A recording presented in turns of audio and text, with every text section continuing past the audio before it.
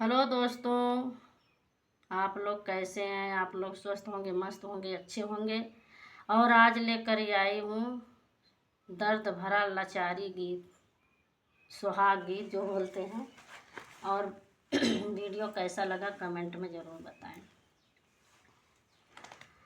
बटोरत रहली अंगना हे रैल मोरा कंगना, हे रैल मोर कंगना। ससुगरिया मई मोर बापैया रे लालना मायर, ससुगरिया मई मोर बापैया रे लालनवा। काहे का सासु बापैया गरिया वैलू, बापैया गरिया वैलू। औठी भोरवई है मोर बापैया रे लालनवा, रे उठी भोरवई है मोर बापैया रे लालनवा। यतनी बाचन जब सुनी नि सासु, अरे सुनी न सासु। रहिया में कटवा बिछावई रे लालनवा, रहिया में कटवा बिछावई रे लालनवा। केतनौ तू सासु हो कटवा बिछैबू, अरे कटवा बिछैबू।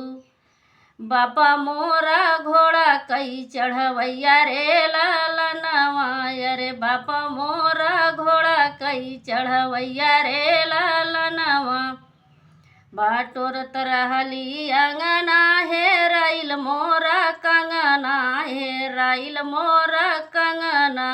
ससुगरिया मई मोर वीरना रे लालनवा, अरे ससुगरिया मई मोर वीरना रे लालनवा।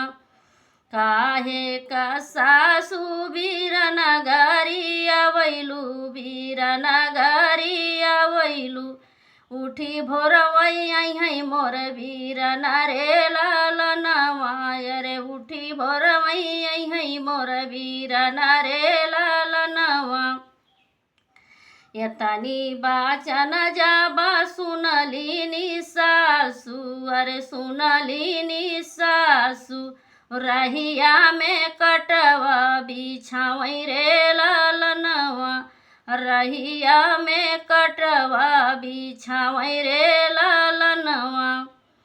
केतनौ तू कटवा बिछावा मोरी सासु, बिछावा मोरी सासु।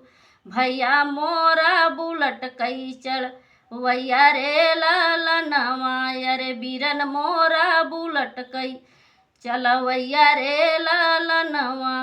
बटोरत रहली अंगना हे रैल मोरा कंगना, हे रैल मोरा कंगना।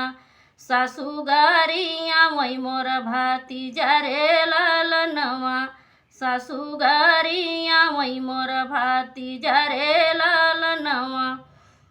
केतनौ तू सासु भातीजा गरियैबू, भातीजा गरियैबू। उठी भोरवई है मोर भातीजा रे लालनवा, उठी भोरवई है मोर भातीजा रे लालनवा। यतनी बाचन जब सुनली नि सासु, सुनली नि सासु। रहिया में कटवा बिछावई रे लालनवा, रहिया में कटवा बिछावई रे लालनवा। केतनौ तू सासु हो कटवा बिछैबू, अरे कटवा बिछैबू। भातीजा मोर जहाजी कई चलवैया रे लालनवा, भातीजा मोर जहाजी कई चलवैया रे लालनवा।